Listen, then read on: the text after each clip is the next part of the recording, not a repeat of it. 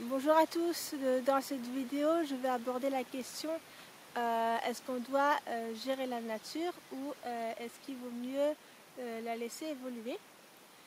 Tout d'abord, moi j'ai fait mes études dans tout ce qui est gestion, protection et diagnostic de l'environnement, des milieux naturels. Voilà, donc par rapport à ce que j'ai appris, voilà, je me suis mis en état méditatif et j'ai demandé, voilà, toute la gestion qu'on fait au niveau des milieux naturels ou par exemple sur les réserves naturelles, voilà. Est-ce que c'est bon ou pas pour la nature, est-ce que c'est juste ou pas. Donc voilà, et du coup j'ai noté les réponses, donc je vais vous les lire. Donc déjà au niveau de la gestion, j'ai ressenti comme un blocage, en fait c'est comme si ça me disait non, on va dire. Et la réponse qui m'a été donnée, c'est tu ne dois pas faire ça toute seule. Bon, moi j'ai jamais fait ça comme métier ou durant mes études, mais voilà, c'est que l'être humain ne doit pas faire ça tout seul, par exemple comme c'est fait dans les forêts, voilà. Et aussi de demander l'autorisation avant de faire quelque chose sur le milieu. Voilà, même couper des arbres par exemple. Alors j'ai entendu la laisser évoluer. Là il y avait un ressenti positif et un apaisement que j'ai ressenti. J'ai entendu la laisser vivre. J'ai même entendu vous ne devez rien faire. Ensuite, il a été question plus, pas de gérer, mais le mot qui est venu c'est protéger la nature.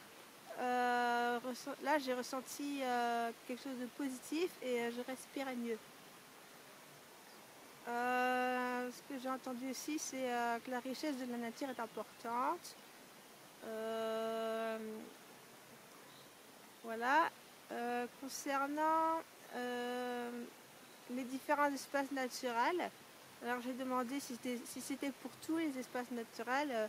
On m'a répondu oui, on m'a répondu que ce soit pour tous les espaces naturels au niveau de la gestion, que l'être humain ne doit pas faire ça tout seul. Voilà. Moi je connais notamment quelqu'un qui fait des soins justement, et elle m'a expliqué qu'avant de faire un soin sur la nature, sur une forêt par exemple, elle doit toujours demander l'autorisation, et si elle ne demande pas l'autorisation, elle peut avoir quelques soucis. Il y a les Kogi aussi qui sont là c'est les mamas Kogi.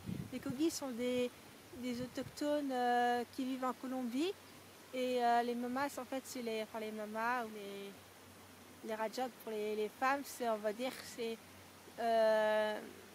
c'est les chamans en fait, entre guillemets, chez eux. Voilà.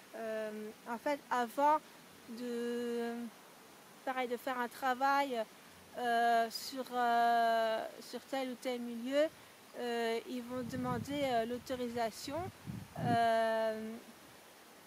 Voilà, ils demandent aussi ils demandent au gardien du lieu, je crois. Et la personne aussi qui fait ses soins là sur la forêt, par exemple, elle me dit avant je le demande au gardien du lieu. Voilà.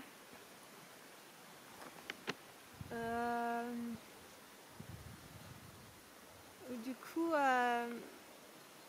par rapport à la forêt, je sais que y a le projet de planter des essences d'arbres en fait qui sont plus résistantes par rapport au climat, dont des essences qui sont soit qui viennent d'autres pays ou même d'autres continents, ou alors des essences plus du sud de la France.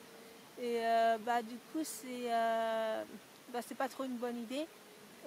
Déjà que si c'est des essences qui sont pas de chez nous, moi j'ai pas envie que ça abîme l'écosystème ou que ça abîme l'équilibre, on va dire, voilà, comme il y a le cas pour les espèces invasives, voilà, par exemple avec la renouée du Japon, ça fait des dégâts sur l'environnement, sur l'écosystème, voilà.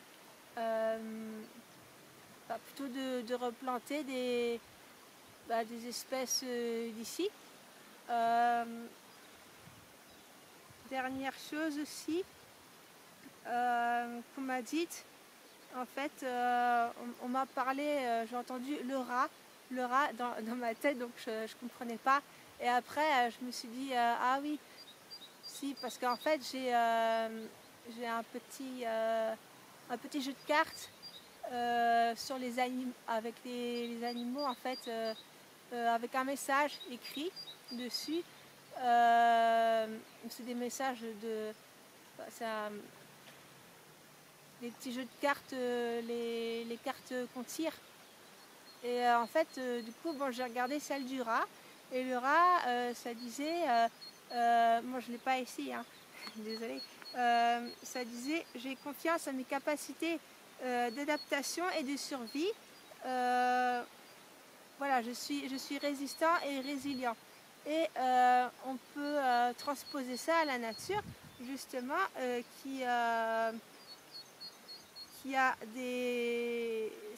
ces capacités de s'adapter, de survivre, d'être résistante et d'être résiliente, voilà, par rapport au changement climatique, à certains bouleversements, certaines catastrophes.